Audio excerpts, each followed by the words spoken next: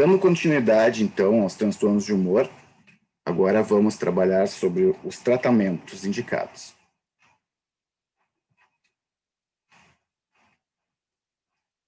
Começando, então, pela depressão e pela distimia, tem o tratamento farmacológico, que nessa aula que eu vou abordar mais, mas tratamento indicado também entra a psicoterapia, e vale lembrar que a combinação entre tratamento farmacológico e psicoterapia, nesse caso, é considerada mais efetiva do que a monoterapia. Exercícios físicos são fundamentais também. Hoje é a primeira linha de evidência e devem ser recomendados para a depressão, como tratamento, como prescrição médica. Sabe que qualquer exercício é melhor que nada, mas o ideal é o recomendado pela Organização Mundial da Saúde, que são 150 minutos por semana. Importante abordar também com o paciente orientações gerais de higiene do sono. É muito importante que o paciente tenha um equilíbrio no seu biorritmo, que ele consiga ter uma boa qualidade de sono. Se for preciso usar alguma medicação, pode ser usada, mas antes da medicação, existem várias outras coisas que podem ser orientadas e que ajudam muito, certo? Recomendo a leitura dessas orientações de higiene do sono, recomendadas pela Sociedade Brasileira de Medicina do Sono. O manejo do ambiente é fundamental, é preciso avaliar quais os estressores que estão acontecendo, a questão conflitiva familiar, suporte social. Então, muitas vezes é necessário um tratamento multidisciplinar. Nem sempre, mas particularmente nos contextos menos favoráveis, é bem importante que tenham outros profissionais também envolvidos. Isso vale, sobretudo, para o tratamento nos CAPs, nas unidades básicas de saúde. E a eletroconvulsoterapia também tem as suas indicações, eu vou falar especificamente mais adiante na aula. Bom, começando pela psicoterapia. Então, várias abordagens são eficazes. Uma que tem bastante evidência, né, terapia cognitiva dentro da TCC, mas particularmente as técnicas cognitivas, né, tem bastante evidência de eficácia no tratamento da depressão. A terapia interpessoal, que também é uma terapia de curto prazo, uma terapia breve, né, de 6 meses, mais ou menos, até 1 ano, ela também tem evidências crescentes. A psicoterapia psicodinâmica, particularmente a psicoterapia expressiva, ou seja, que é a abordagem psicodinâmica voltada para o insight, ela tem também evidências de eficácia, embora no indivíduo muito deprimido, numa depressão moderada a grave, dificilmente vai ser feita essa abordagem, pelo menos no início do tratamento. Psicoterapia psicodinâmica, no início, ela acaba tendo mais um foco no apoio, quando é uma depressão moderada grave, mas com o andar do tratamento, essa é uma terapia de longo prazo, né? E com o andar do tratamento, ela pode ajudar muito, sobretudo nas questões das comorbidades, dos traços de personalidade, e isso acaba prevenindo a recorrência, ajudando o paciente como um todo nas relações interpessoais, que muitas vezes são um pano de fundo para um transtorno depressivo maior. Tem uma modalidade da terapia psicodinâmica que é breve, também é focal, então tem um foco mais em situações de crise na vida e tem evidências de eficácia também. O maior corpo de evidências para depressão é a terapia cognitiva e a interpessoal. A indicação de uma psicoterapia, ela não deve ser baseada simplesmente no transtorno que o paciente apresenta. Existe uma série de indicações e contraindicações e, nesse sentido, recomendo que vocês assistam a aula sobre psicoterapias, onde eu abordo melhor esses aspectos. Vamos falar um pouco mais a fundo sobre o tratamento farmacológico. Existem uma série de antidepressivos hoje, então, disponíveis, tá? Então, basicamente, né, o que hoje são os mais conhecidos são os inibidores da recaptação da serotonina, particularmente fluoxetina, sertralina, escitalopram, a paroxetina. Mas tem outros antidepressivos que têm mecanismo de ação dual. Então, que disponibilizam mais serotonina e noradrenalina na fenda sináptica são venlafaxina, desvenlafaxina, duloxetina, outros considerados duais com ação serotonérgica e noradrenérgica, a mirtazapina, por exemplo, certo? E com ação noradrenérgica e dopaminérgica, a bupropiona. São mecanismos de ação um pouco diferentes, certo? Mas todos disponibilizam mais neurotransmissores aí na fenda sináptica. Mais recentemente, tem aparecido, né, a agomelatina como um antidepressivo multimodal da melatonina, disponibiliza, né, mais melatonina, e tem um efeito no biorritmo e tem efeitos antidepressivos também, induz o sono e é considerado primeira linha de tratamento de depressão também. A trazodona é um antidepressivo serotoninérgico, mas ele não tem sido usado muito com um efeito antidepressivo, porque, enfim, a dose antidepressiva dele é muito alta, ele acaba perdendo por tolerabilidade com relação a outros. Então, na prática, se usa trazodona em doses baixas, sobretudo com a indicação do tratamento da insônia. Pode ser usado em associação, então, com outro antidepressivo. Diga-se de passagem, quando eu falei de tratamento de insônia, isso não significa o uso de benzodiazepínicos. Bem pelo contrário. Benzodiazepínicos devem ser evitados de uma maneira geral. Tem um uso restrito para algumas indicações pontuais. Né? Pode ser usado no início de um tratamento para depressão, mas não com o intuito de manter o paciente a longo prazo com o uso de benzodiazepínico. Existem coisas muito melhores para induzir o sono do que antidepressivos. Mais recentemente tem a vortioxetina, que é uma serotonina multimodal. Ela disponibiliza uma variedade de neurotransmissores na fenda sináptica, não somente serotonina. Serotonina, nora, dopa e outros. E é um antidepressivo mais recente, que está no mercado e tem uma série de vantagens com relação a outros. Desvantagem é o custo ainda no momento. Antidepressivos tricíclicos são os mais comuns que se encontram no SUS, por exemplo, amitriptilina, imipramina, nortriptilina, clomipramina, até onde eu sei não é disponibilizado no SUS, mas, ok, eles têm eficácia, mas hoje eles não entram mais como primeira indicação por causa dos seus para-efeitos. Eles não apresentam vantagem em relação a outros medicamentos mais atuais e apresentam uma série de desvantagens a partir dos efeitos colaterais e do risco cardiovascular. O risco, então, que se tem aí é alteração eletrocardiográfica, né, com um aumento do intervalo QT, né, e uma possível arritmia. Os IMAOs, os inibidores da monoaminooxidase, eles têm os reversíveis e os não reversíveis. A feneuzina é um não reversível, a selegelina é um mais seletivo.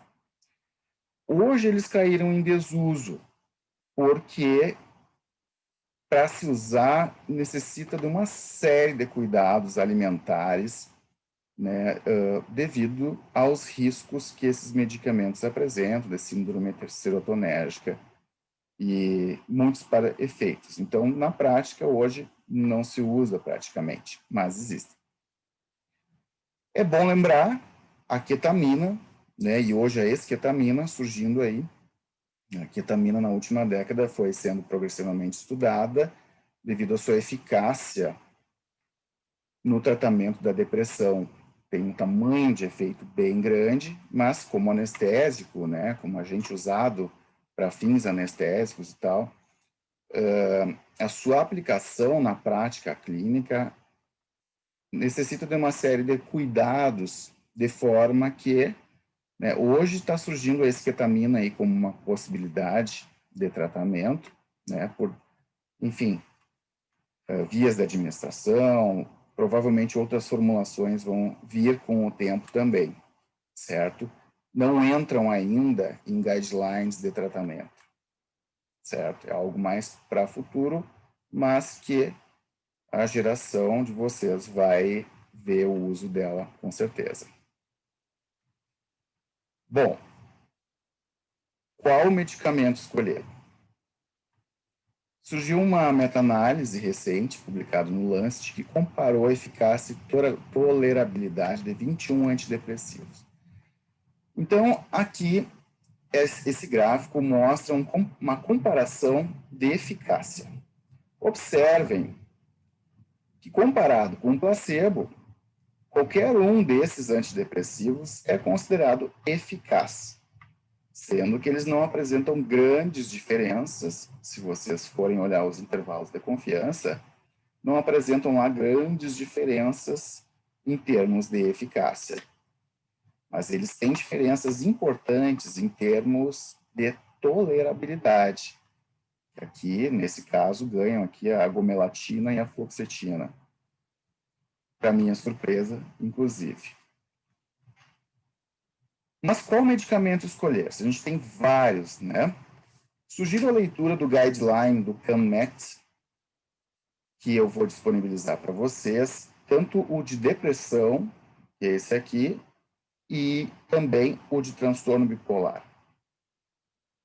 As especificidades dos tratamentos vocês vão encontrar de uma forma muito clara nesses guidelines. Bom, então, em primeiro lugar, considerar, né, os fatores clínicos na escolha dos antidepressivos. Esse paciente já usa alguma medicação concomitante? Se ele já usa, considerar, então, um potencial para interação entre os medicamentos, e isso já faz uma diferença na escolha, porque, por exemplo, esse escitalopram é um medicamento com muito pouca interação medicamentosa.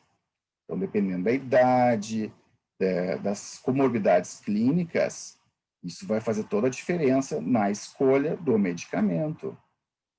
Então, alguns antidepressivos interferem na agregação plaquetária, por exemplo, tipo sertralina, né?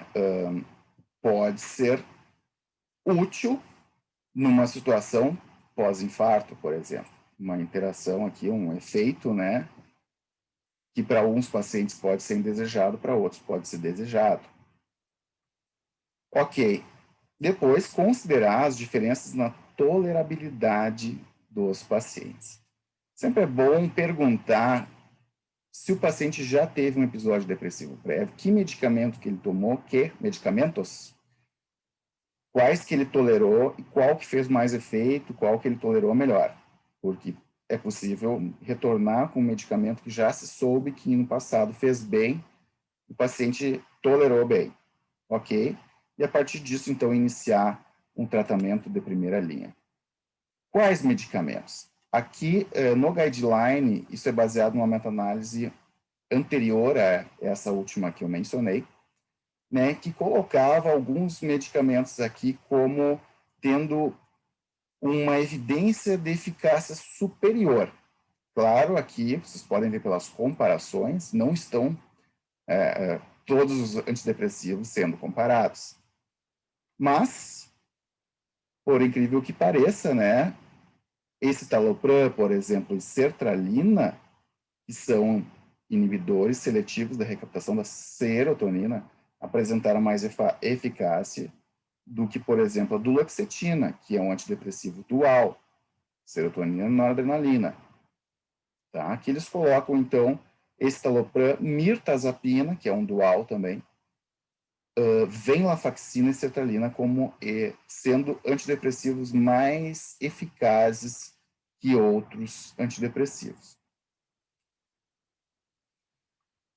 Bom, vou falar um pouquinho dos princípios gerais do tratamento, né? Os princípios gerais são o seguinte, ó. Nas primeiras 2 semanas do início da ação do antidepressivo, o que mais aparece são os efeitos adversos e um possível aumento da ansiedade, um aumento da inquietação, algo que precisa ser cuidado, particularmente em indivíduos com transtorno do pânico associado com transtornos de ansiedade, porque pode piorar, podem piorar esses quadros de ansiedade no início. Por esse motivo, que muitas vezes se associa um benzodiazepínico no início do tratamento. Bom, mas às vezes, se não é uma ansiedade intensa, não é necessário, não é mandatório iniciar um benzodiazepínico, né? Se for possível, uma das escolhas pode ser iniciar um antidepressivo com metade da dose, por exemplo, esperar 1 ou 2 semanas antes de aumentar, né, conforme a tolerância do paciente, e evitar o uso de um benzodiazepínico, a menos, claro, que seja uma depressão mais grave, onde se quer um efeito mais rápido, não se pode esperar muito o aumento da dose. Mas o início da ação, então, em geral, leva em torno de 2 semanas, tá? O escitalopram pode iniciar um pouquinho antes, né? Em 1 semana já começa a ter algum efeito. Mas o efeito pleno do antidepressivo, ele vai de 4 a 6 semanas. Isso é importante porque se depois de 3 semanas o paciente retornar e ele teve alguma resposta, mas ele ainda tem bastante sintoma, o que, que se faz? Aumenta a dose ou não? Não. Se ele já teve alguma resposta, ele vai continuar tendo resposta. Tem que ser avaliado novamente depois o tempo necessário para poder afirmar que aquela dose é ou não eficaz. A diferença é se não teve nenhuma resposta, que aí eu vou mostrar depois.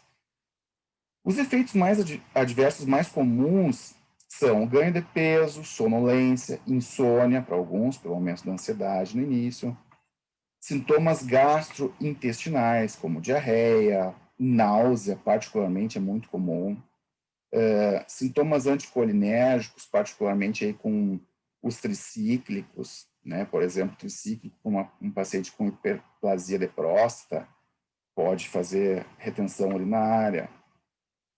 Disfunção sexual é um problema também, que acontece com muitos, pode ser anorgasmia, ejaculação retrógrada, perda da libido, ou mesmo uma disfunção erétil. É importante avaliar os efeitos colaterais e orientar o paciente com relação a essa possibilidade. A questão sexual, muitas vezes, não é falada espontaneamente pelos pacientes por uma questão de vergonha. Então, a gente precisa abordar isso tanto com homens quanto mulheres, né? Como está indo essa parte. Às vezes a pessoa não associa que é por causa do medicamento, não consegue ter um relacionamento sexual satisfatório num casamento, por exemplo, e isso pode ser um motivo maior para a culpa, tanto para o homem quanto para a mulher. E o perfil de interações medicamentosas também é diferente com relação aos medicamentos, né, aos antidepressivos. Então, tudo isso tem que se considerar. Nem todos têm todos esses efeitos colaterais, alguns têm mais uns, alguns têm mais outros, certo? Então, aqui são alguns pormenores que vale uma leitura mais específica para quem quiser entrar mais a fundo, né, nisso, na escolha dos medicamentos, certo? Mesma coisa, interações medicamentosas. Vale, uma coisa que eu gosto de fazer quando o paciente já faz uso de vários medicamentos, sobretudo em situações clínicas mais complexas, é pesquisar se o medicamento que eu penso em indicar tem interações medicamentosas com aqueles medicamentos que o paciente já vem em uso. Isso é disponível na internet. Por exemplo, tem o site drugs.com, tem o Interaction Checker, né? Verifica interações medicamentosas, é uma das formas, tem várias outras aí de obter informação de interações. Bom, o objetivo principal é a remissão dos sintomas. Mais ou menos 1/3 dos indivíduos vai ter uma remissão completa dos sintomas. Os outros, uma outra parte, aí, uns 50%, vai ter melhora, mas vai permanecer com sintomas residuais, e uma pequena parte não vai ter resposta. Bom, mas o objetivo é a remissão dos sintomas. Às vezes, se tem uma boa remissão dos principais sintomas, e o indivíduo permanece com alguns sintomas residuais, por exemplo, insônia, né, por exemplo, disfunção sexual. Aí a gente tem que considerar a possibilidade de associação do medicamento com outro, né, ou a substituição, né, por outro medicamento. A gente deve aumentar a dose, então, se o indivíduo não tem a remissão, e aumentando a dose do medicamento conforme a tolerabilidade. E uma hora vai ter que se estabelecer o limite do quanto se aumenta, o quanto é vantajoso aumentar a dose daquele medicamento, porque os efeitos colaterais, né, podem ser indesejados e não ser uma vantagem, assim, aumentar a dose. E aí tem que se considerar, se troca, se potencializa, o que se faz? Se associa. Bom, mas após uma dose máxima, de uma maneira geral, se o medicamento não for tolerado, né, trocar por outro medicamento. Bom, iniciamos o tratamento. Depois de 2 a 4 semanas, a gente reavalia. Não teve nenhuma resposta. Isso é um indicativo que ele não vai responder mesmo com aquele medicamento. Então, deve ser trocado por outro de outra classe ou fazer uma associação. Então, se tem uma ausência da resposta esperada, é possível associar as classes de medicamentos, e ainda algo que é possível é a potencialização do antidepressivo. Isso vale uma potencialização, às vezes, já no início do tratamento, quando são situações graves. Então, com o que se potencializa, né? De primeira linha para potencialização, antipsicóticos de segunda geração, aripiprazol, quetiapina ou risperidona. Isso é o que está no guideline, né, de 2016, mas um outro antipsicótico aqui, que é mais recente e tal, tem sido usado na depressão bipolar, é a lurazidona, que é possível que contribua bastante o tratamento até mesmo da depressão unipolar. Mas, enfim, isso não está no guideline, né? É off-label. Aí entram outros medicamentos de segunda linha para potencialização. Por exemplo, a bupropiona. Bupropiona tem uma vantagem de que ela não dá ganho de peso e aumenta a libido. O lítio é um bom potencializador, certo? Particularmente naqueles pacientes mais disfóricos, com uma desregulação emocional mais intensa. Mirtazapina pode ser usado como potencializador. E outros. Chegamos, então, no objetivo, né? Alcançou a remissão, alcançou o objetivo do tratamento. O que se faz? Mantém o medicamento na mesma dose. Se esse indivíduo não tem fatores de risco para recorrência, manter de 6 a 9 meses. Mas se tem fator de risco, por 2 anos ou mais. Essas são orientações do CANMET. Agora, falando de depressão bipolar tipo 1, o maior problema do bipolar tipo 1, né, o que traz maior repercussão, é a mania. Né? Claro, a depressão bipolar tipo 1 também pode ser complicada, mas o que vai trazer problemas externalizantes, assim, risco de agressão, né, depredação do patrimônio, etc., é a mania. Bom, a ideia da mania é estabilizar. A regra no tratamento de transtorno bipolar é estabilizador do humor. Tá? O lítio é um estabilizador do humor propriamente dito. O ácido valproico é um anticonvulsivante. Existem outros anticonvulsivantes que já foram usados em outros tempos para o transtorno bipolar e cada vez se usa menos. Assim, é uma tendência na evolução dos guidelines cada vez maior tirar fora. Não tem lá muita eficácia. Tá? O ácido valproico funciona como estabilizador do humor.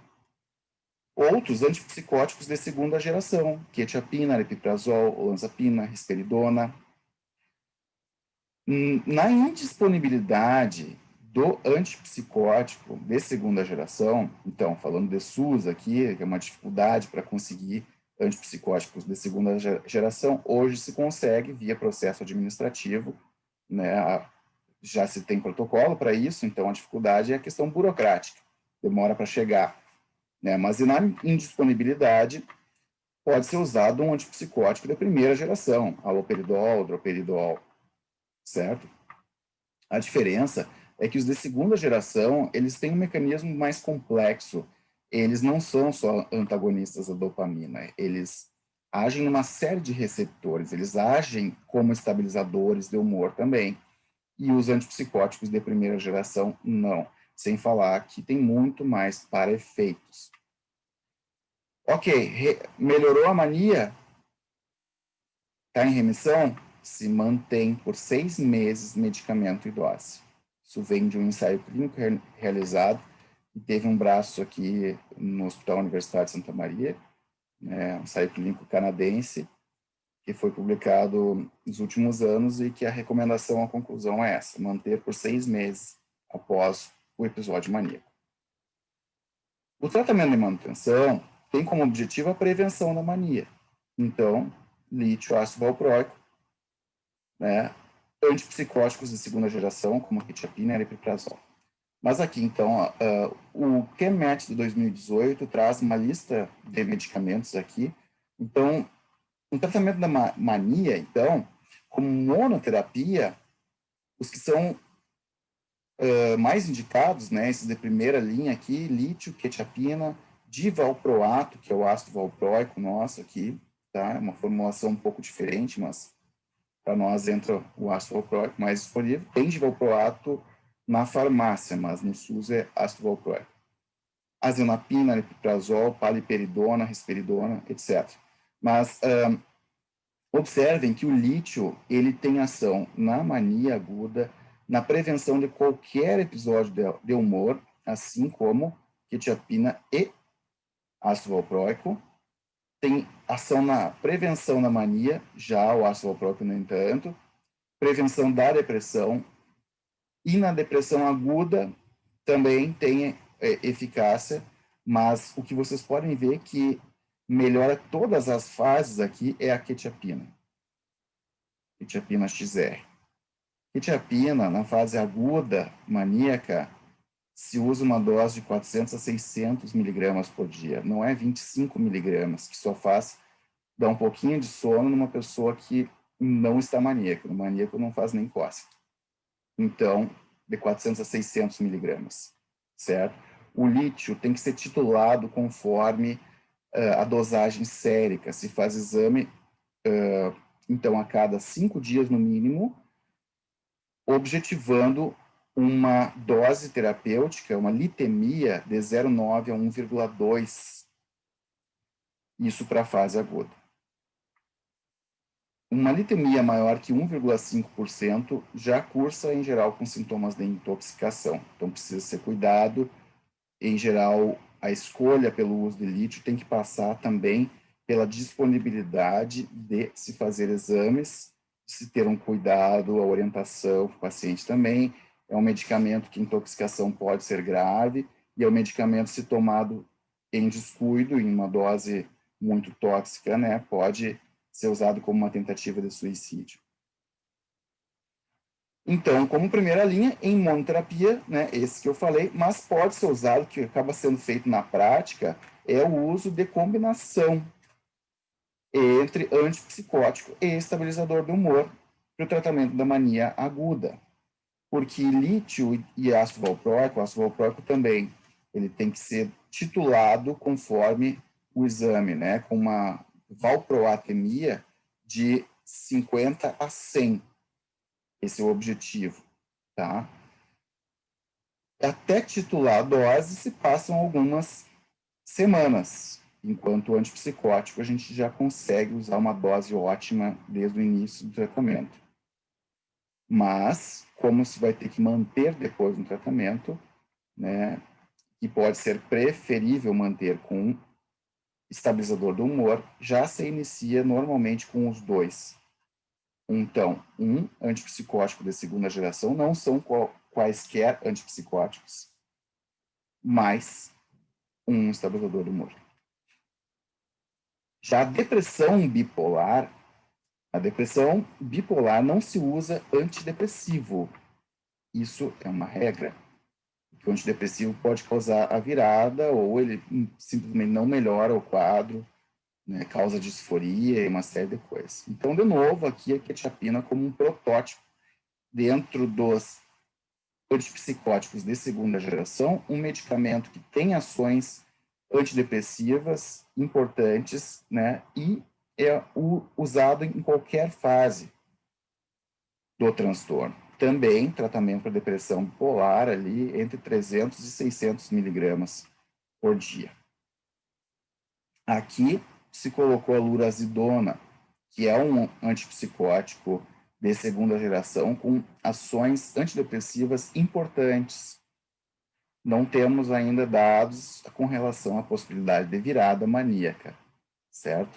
Mas o que se tem, né, é que é mais eficaz aqui, mais indicado em associação, e essa associação provavelmente é pelo risco de virada, né, embora não esteja disponível evidência, mas pela farmacodinâmica do medicamento, né, se quer evitar a possibilidade de uma virada, de sair da depressão e entrar num quadro maníaco. Então, lurazidona mais estabilizador do humor. Aí entram outros, então, lítio, lamotrigina. Observem que a lamotrigina, entre os anticonvulsivantes, né, é um dos que se usa no transtorno bipolar, tem ações antidepressivas e ansiolíticas bem importantes. Entretanto, ele pode induzir virada maníaca. Então, não se usa em monoterapia na depressão aguda, na depressão bipolar tipo 1 aguda. Preferencialmente se usa associado com lítio ou com um antipsicótico de segunda geração. Pode usar com ácido valproico? Pode, mas a lamotrigina tem como um principal efeito adverso que deve ser evitado, aliás, não é mais comum, acontece em torno de 0,5% dos casos, que é a síndrome de Stevens-Johnson. Então, por isso, a lamotrigina se inicia com doses baixas, 25 miligramas ou 12,5, se aumenta a cada 2 semanas, até se atingir uma dose, que no caso da depressão bipolar vai ser de 400 miligramas. Imaginem quanto tempo leva isso. E se associar com ácido valproico, o tempo para aumentar deve ser o dobro, porque o risco desse síndrome de Stevens-Johnson é ainda bem maior. Então, deve ser evitada a associação de lamotrigina com ácido valproico.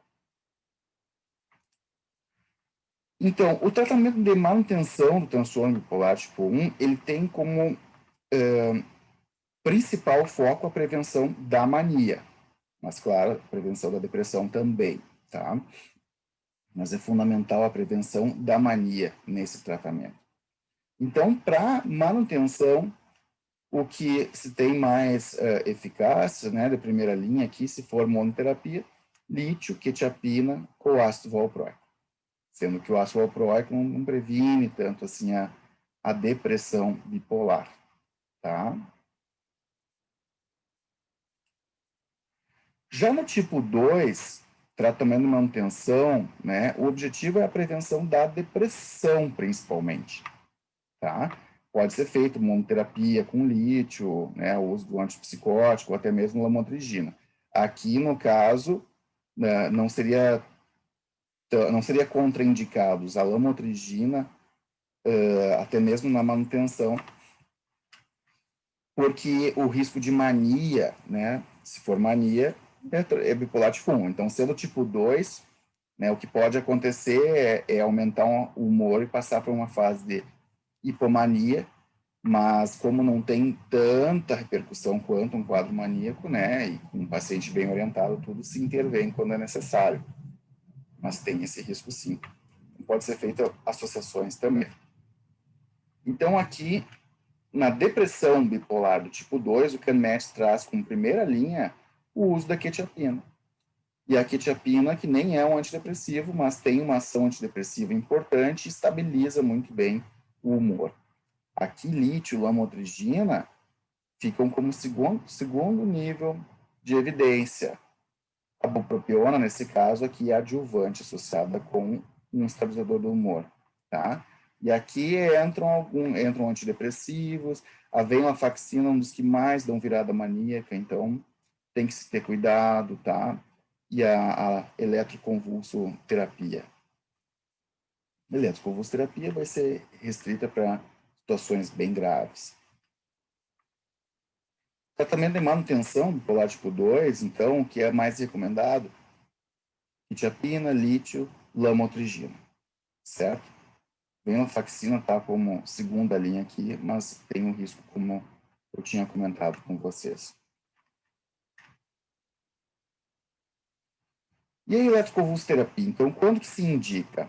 Tem indicações que são primárias da eletroconvulsoterapia em caso de risco iminente de suicídio, em caso de uma depressão grave ou um transtorno bipolar grave, seja maníaco ou seja depressivo, episódio depressivo.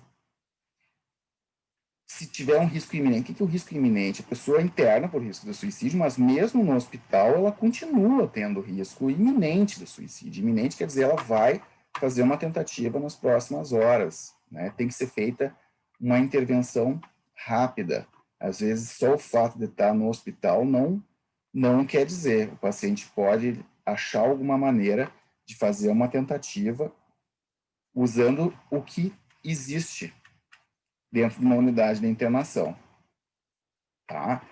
Em situações de gestação, então, por exemplo, com um quadro maníaco ou com um quadro depressivo grave, que tem risco de suicídio, pode ser uma indicação primária de eletroconvulsoterapia.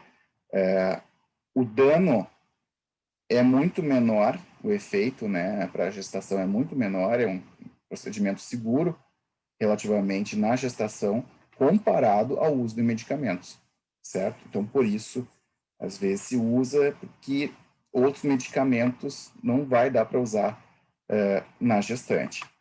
Mas entram também como indicações secundárias, particularmente a ECT é recomendada em casos refratários, tratamento da depressão, mania, também em quadros refratários na psiquiatria, né? Tipo, transtornos psicóticos e tal.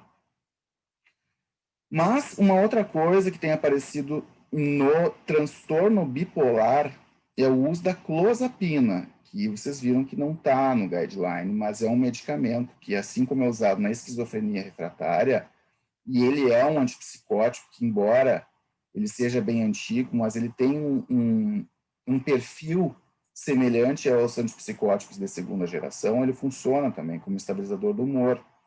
Então, é um medicamento que pode ser tentado também antes da ECT, se for o caso, tá? Mas se tiver que fazer ECT, não deve ser temido o procedimento, porque o benefício, quando bem indicado, o benefício de fazer eletroconvulsoterapia supera os riscos, né? O benefício nessas situações que eu apontei aqui.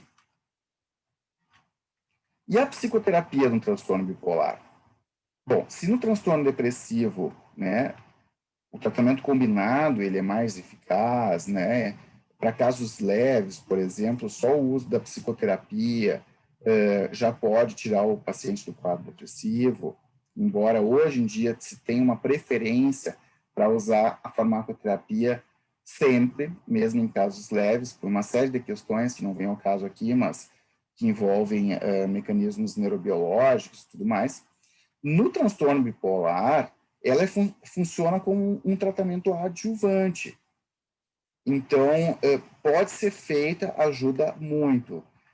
Tem alguns pacientes que se beneficiam de terapia familiar, quando existe um meio disfuncional, uma família muito conflituada, e que o estresse familiar pode ser desencadeante dos surtos.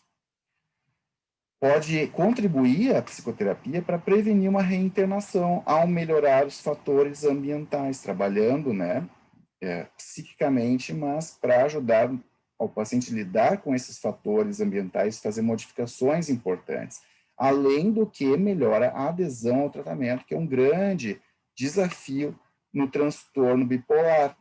E a não adesão ao tratamento é associada à internação, associada a vários episódios, e quanto mais episódios, pior, né, vai ser o prognóstico devido à neuroprogressão. Além disso, as psicoterapias vão ser muito úteis no tratamento dos transtornos da personalidade e outras comorbidades, transtornos de ansiedade, estresse pós-traumático, uma série de coisas, tá? No caso do paciente em depressão bipolar, o paciente que tem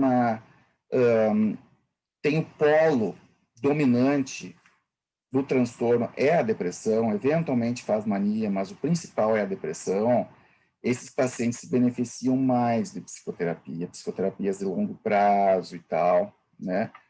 Porque, enfim, existem uma série de questões psíquicas que contribuem para a depressão e tal, e precisam ser tratadas, tá?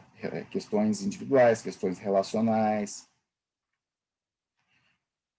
O Kennet traz como evidências aqui, ó, as psicoterapias adjuntivas, né? Então, primeira linha de evidência, a psicoeducação. Psicoeducação, né, deve ser usada, assim, sempre. Não precisa ser um psicólogo, psicoterapeuta para fazer. Isso deve ser feito pelo médico, pelo psiquiatra, inclusive, que é orientar, explicar sobre o tratamento, sobre o que o paciente tem, como é que é essa doença, como ela se manifesta, quando que a gente tem que ficar de olho, enfim, é educar sobre a condição psíquica que esse indivíduo tem, tá?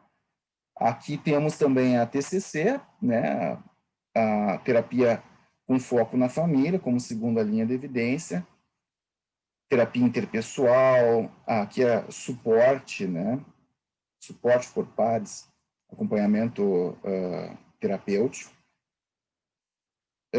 e aí entram outras aqui, tá? Com evidências insuficientes ainda.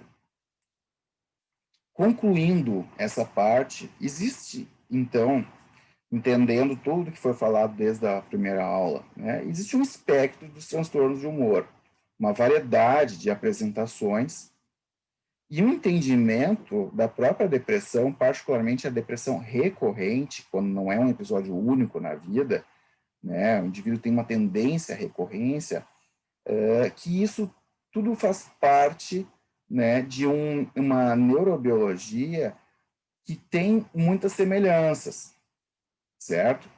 Não são coisas iguais, não confundam, né, mas que existem indícios de que nós estamos falando de uma mesma vulnerabilidade, né, uma tendência genética compartilhada e tal, e que alguns indivíduos manifestam como um quadro completo bipolar, tipo 1, outros tipo 2, alguns ciclotímicos, e outros como depressão recorrente, tá?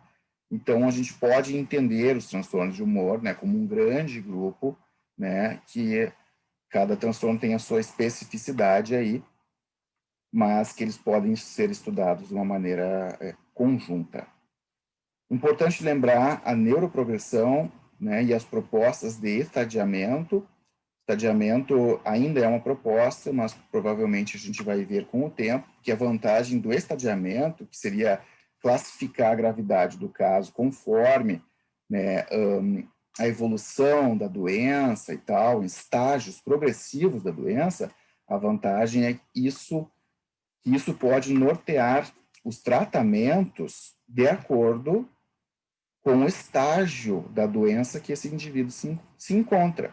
Vocês viram no guideline ali, são muitas opções, certo? Na prática a gente sabe, né? Ah, não, já vamos iniciar o tratamento com 2 estabilizadores do humor mais um antipsicótico. Por quê? Bom, por A mais B mais C, coisas que a clínica e a experiência clínica, né, fazem a gente julgar sendo necessário assim, mas não tem um manual que diz isso. E a questão do estadiamento já nos apontaria, por exemplo, o indivíduo no início da doença, primeiro episódio maníaco, com 20 anos, é uma coisa, o tratamento pode ser tentado numa monoterapia, mas o indivíduo tem 50 anos, teve 30 internações já psiquiátricas, N episódios maníacos depressivos, bom, não vamos iniciar com monoterapia porque é praticamente certo que não vai funcionar. Então, essa é algo para o futuro, para os próximos anos, que vai nos ajudar a nortear os tratamentos. Além disso, outros tratamentos, né? A gente está vivendo um período agora de mudar um pouco o foco dos antidepressivos para outros alvos terapêuticos potenciais. Então, por exemplo, a ketamina entra dentro disso, mas existem várias outras coisas sendo estudadas, tá? Até o uso de canabinoides, agonistas NMDA, coisas diferentes assim que estão no campo do estudo ainda, mas que provavelmente nas próximas décadas aí nós vamos ter uma evolutiva nesse tratamento, então, dos transtornos de humor. Fico por aqui, então. Muito obrigado e até a próxima.